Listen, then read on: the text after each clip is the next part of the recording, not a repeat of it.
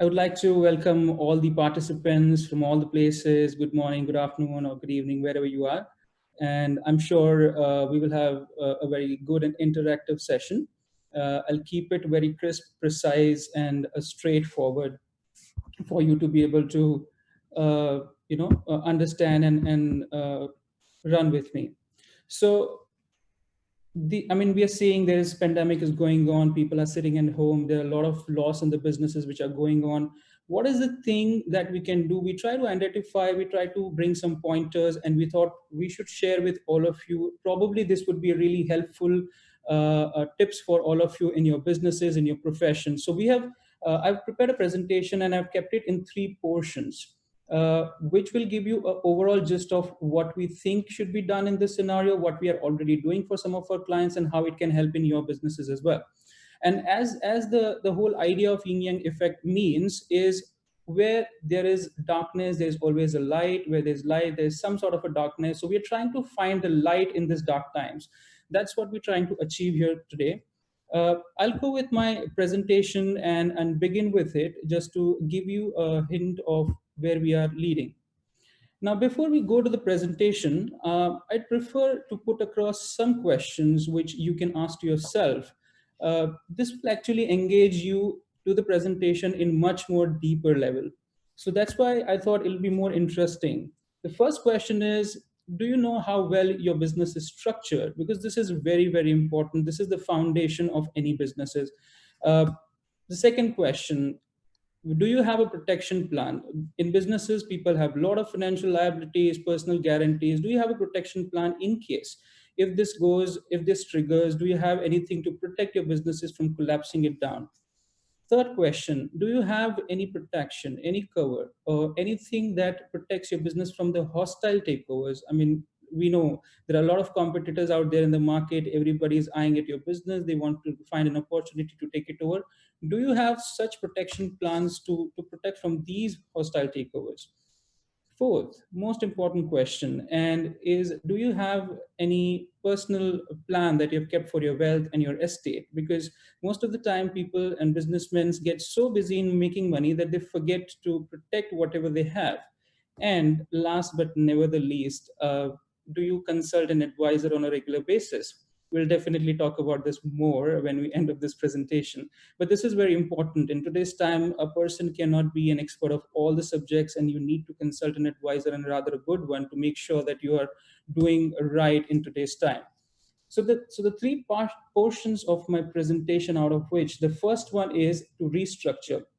This is one very key and important aspect, we believe, because any business's key aspect of its success, of its longevity, as well as the happiness of the family and the cohesiveness, depends upon how the ownership structure of the company or a business is. Now, we have seen in our experiences a lot of businesses from 80s and 90s who were structured then are very much multi-layered. There are a lot of layers on the top of it. They were set up for the reason well known to them but at that point of time. But in today's time, those structures are not really advisable. Why? Because there are various reasons behind it. It makes it very, very opaque. It doesn't give a pure visibility towards who are the beneficial owners. And most of the time, many authorities, banks don't like these kind of structures. And it basically repels them to onboard the clients or to engage with the client. So the first aspect in today's time would, in this time where you have a lot of time to do things, is you can sit down and think about which are the layers in your own structures, in your own companies, which you can cut it down, make it more simple, make it more visible. That is the whole idea. This will also reduce your cost of management, maintenance of these structures, and it will definitely help in easy and flexible management of your day-to-day operations. It will definitely bring down your compliance cost to a greater extent. I've seen and I've experienced a lot in terms of when we go to the bank and they have to go and reach up to the beneficial owner in all those multi-layered structures. They go through a lot of papers, a lot of documentation and attestation of all these structures documents. So I believe this would be the first and the foundational aspect. What you can do in today's time is to completely restructure your ownership pattern, because that is very important, and that will give you the command and control over your complete business. This is like the brain of the businesses. Most of the time these structures also end up consuming a lot of time for you to manage it, because every time you need to make any changes, you need to go to the top layer and pass on those powers and authorities to the down layer.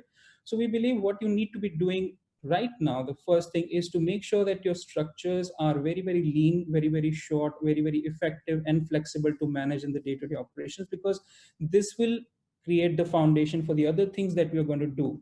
The second thing under the restructuring that you can do is people already have a lot of foreign subsidiaries, or they are willing to do the foreign subsidiaries, but they generally end up not making the full use of it. Now, the subsidiaries acts a very good role when you have import export businesses or export of goods or services. It really helps, because what happens is people have subsidiaries in different countries where their profits are parked, and generally they get a tax incentive on all of that. But not only that, they also hold currencies and profits in different currency, which basically hedges them against their home country currency, which is a very good advantage. But in today's time, if you already have these subsidiaries, probably you may or may not know that you can utilize these subsidiaries to align your financial positions. You can merge these companies back to your home country company and get a tax rebate. We have done that before in the past, and there are many countries who provide this kind of incentive. What will it do? It will basically bring back the liquidity to your home country company. You can stabilize the business, and at any given point of time, you can always extend your another subsidiary back to the same place. This is like creating and diversifying your portfolio of your businesses in the different jurisdiction, creating different pockets of money in different currencies, so that you stabilize and you do not put all your funds in the same jurisdiction.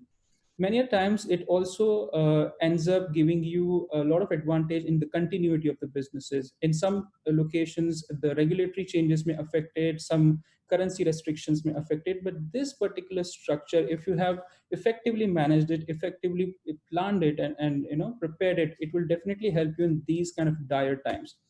And last but not the least, under the restructuring heading, the very important aspect which people forget, unfortunately, in this pandemic, we lost more than 552,000 people.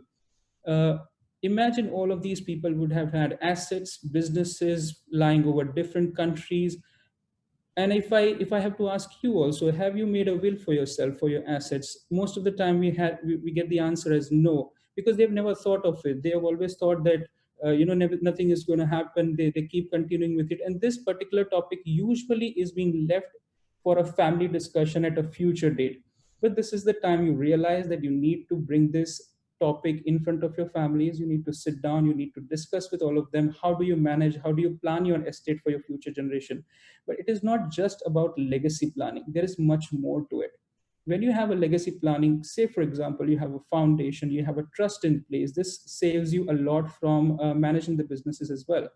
Because most of the time when we take corporate lending, the shareholders of the company end up giving a personal indemnity or the personal guarantee as well. What if in this kind of situation the business goes into losses and your personal guarantees or the personal statements have been triggered? You end up losing all your personal estate. But if you have planned it, structured it very well in a foundation or a trust, you get a protection against all of those the kind of liabilities. Secondly, a lot of the time it gives you a very good protection against any kind of a legal suit, any kind of a hostile takeover of your businesses. So it not just serves the purpose of inheritance, but also it gives you a lot of protection in the different aspects. Third important aspect, this time I'm seeing the younger generation doesn't want to engage in the family businesses. They don't want to get involved in the day-to-day operations of these businesses, not because they don't like the businesses, because these are not very well structured or very well managed. This today's generation is very educated, very organized, very structured, and they don't like to get into those traditionally managed businesses. When you have this kind of a setup, it also gives them an attraction to get into the family businesses, attracts them more. And at the same time it acts like a button for you to just press it, and everybody knows what is their role and what is expected out of them. That is very important. This is a good way to engage your families, your next generation into your family business.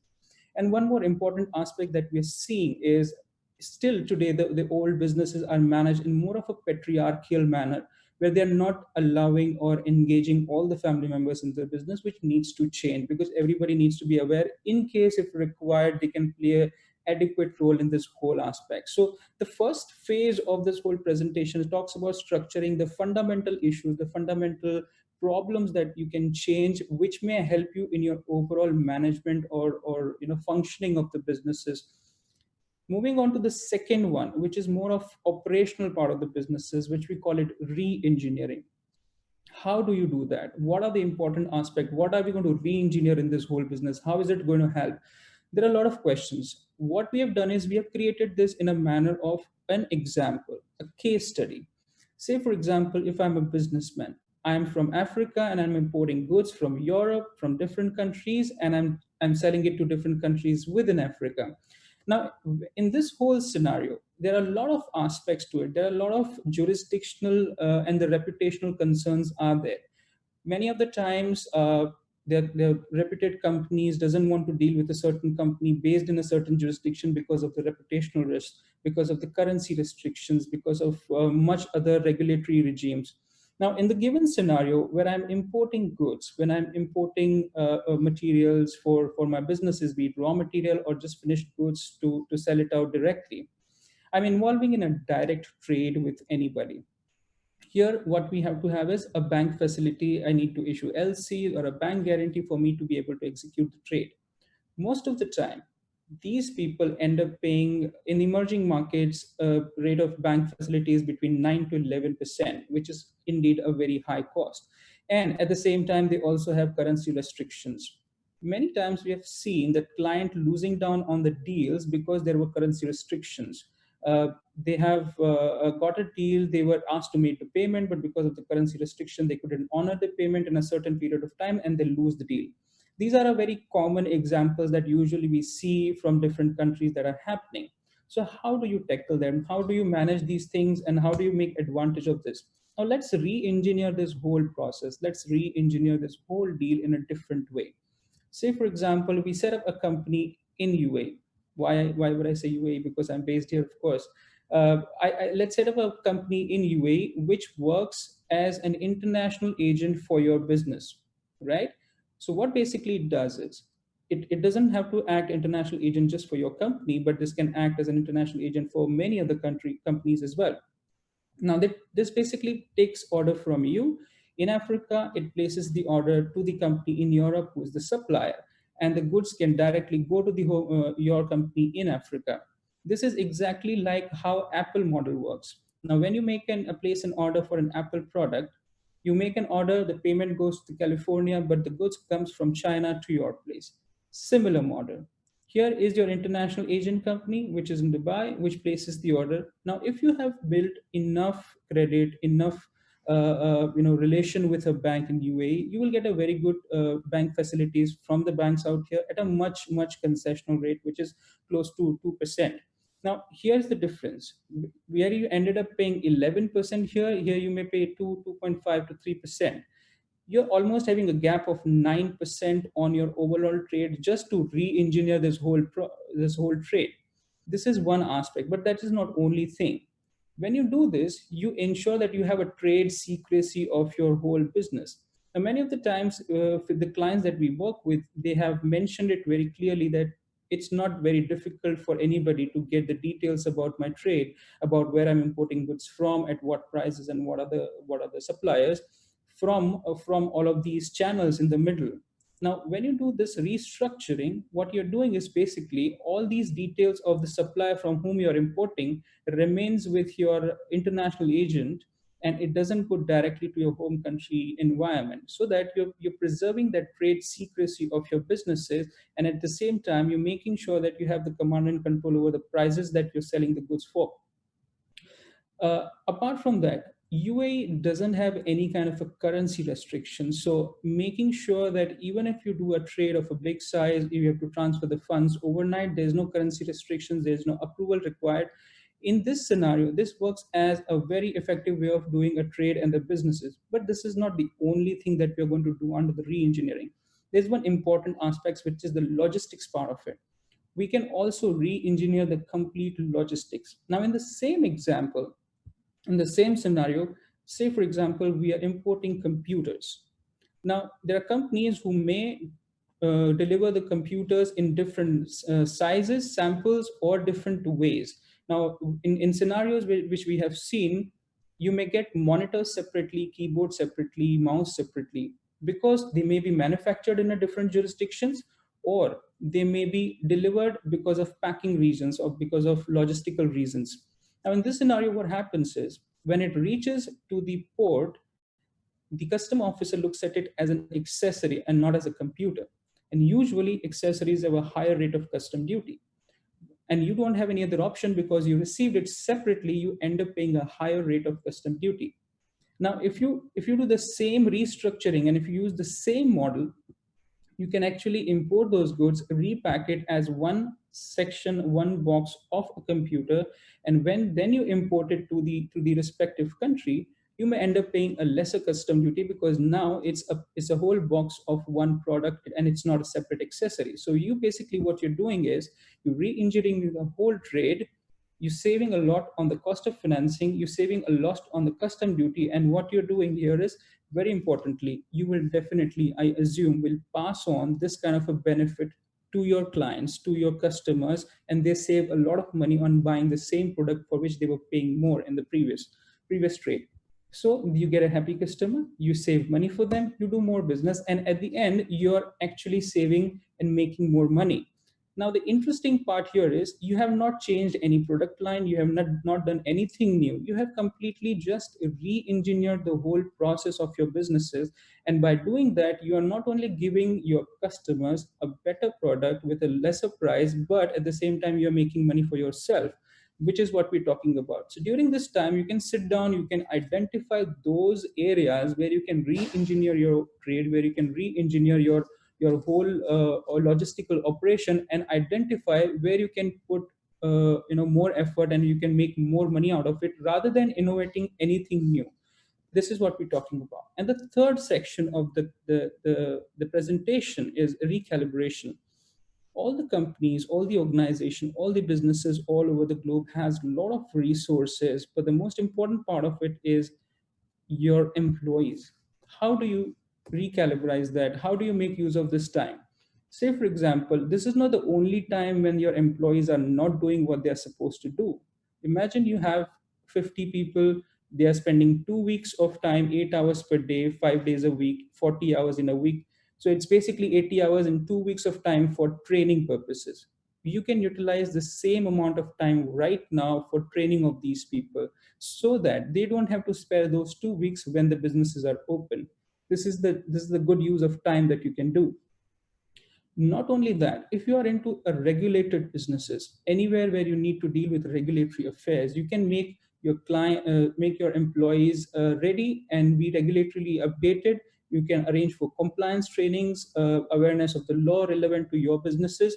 You can also get them into technical skill trainings. And there's one more important part that you can do into this particular section is, if a person into a particular department can learn the skills of two different other departments, so what will it do is it will basically help you to make create more value within the organization. You can use those people interchangeably, you can utilize them on much other levels where you can promote them into different departments. So this is the time where you can utilize to enhance the skills of your employees and make them prepared for what's going to happen in the tomorrow's time.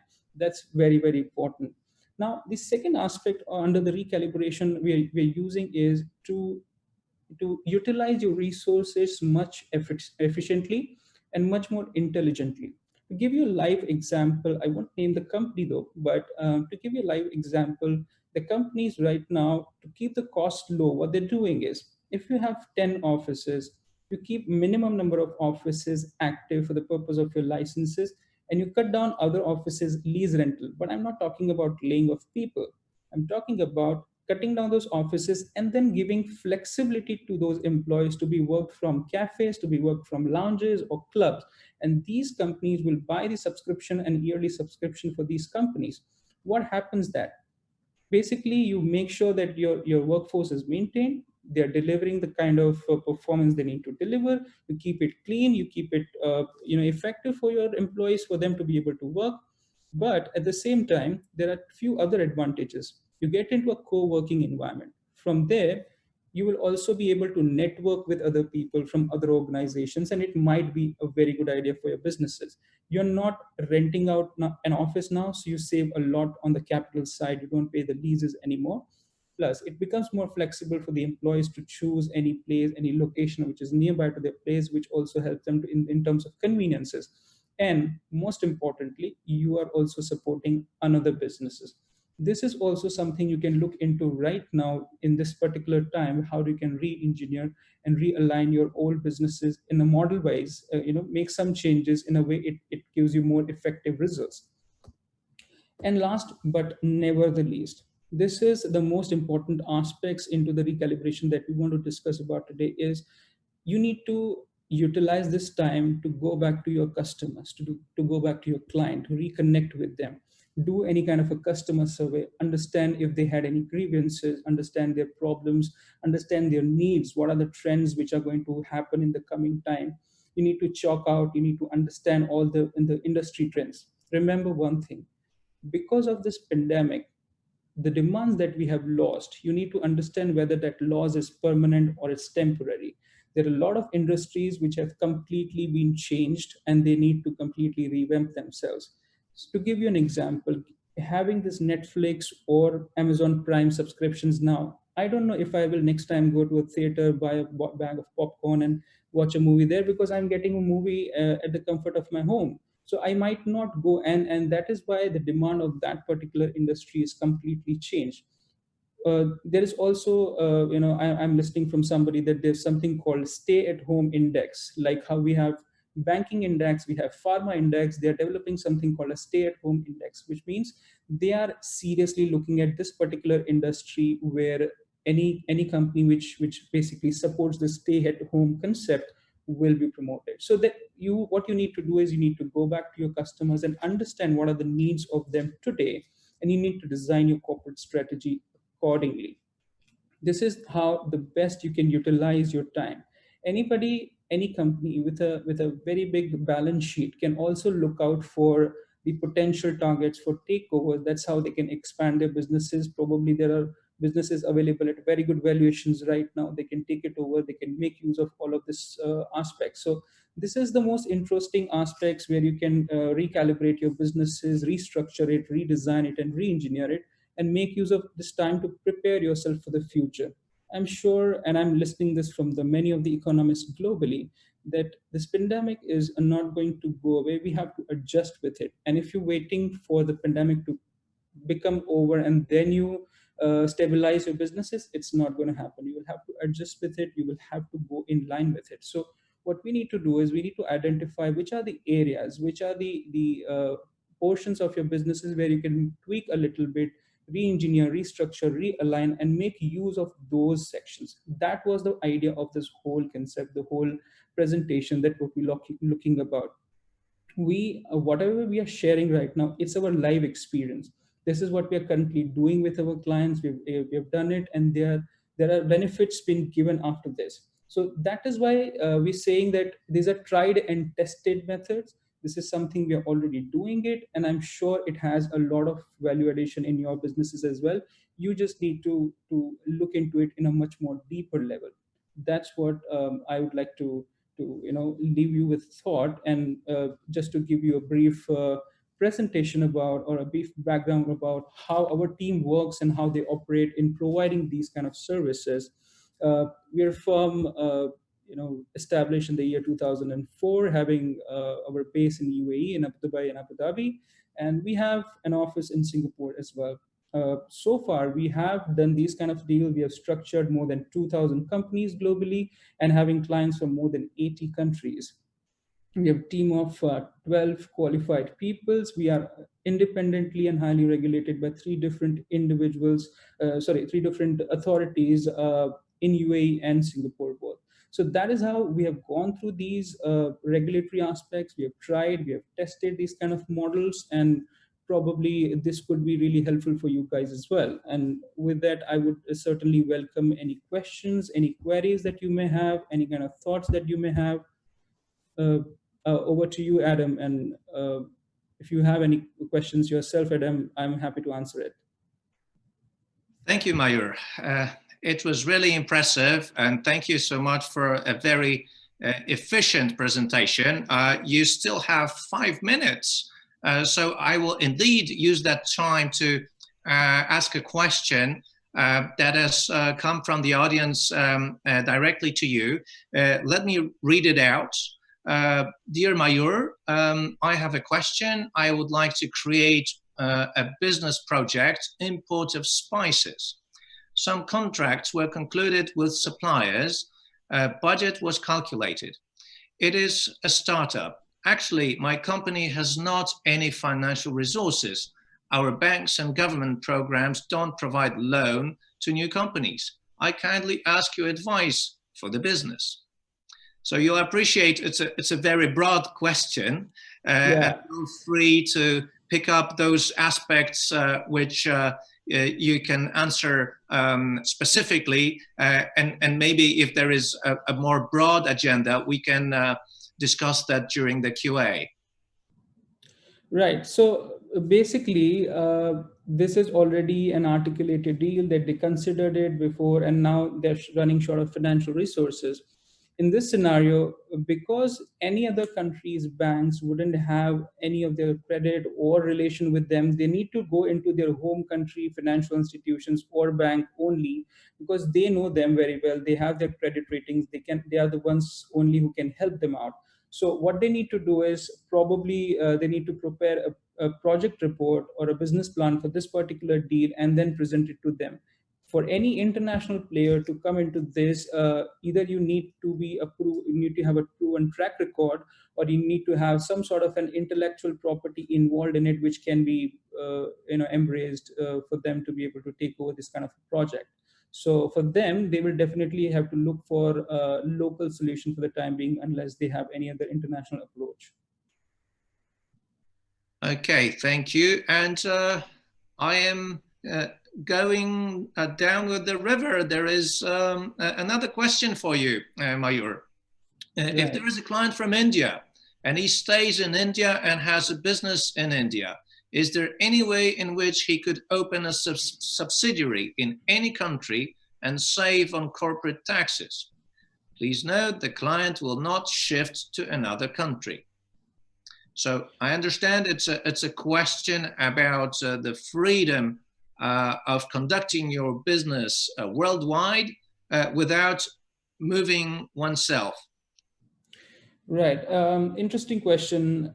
It is possible, but I wouldn't say 100%. You need to structure it very well. There are clients that we have who from Indian entity have a foreign subsidiaries.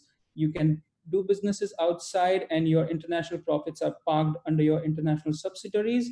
And then Indian authority, in cases, are not applying corporate taxation on those structures. As I said, it needs to be looked at it on an individual basis, but these are possible.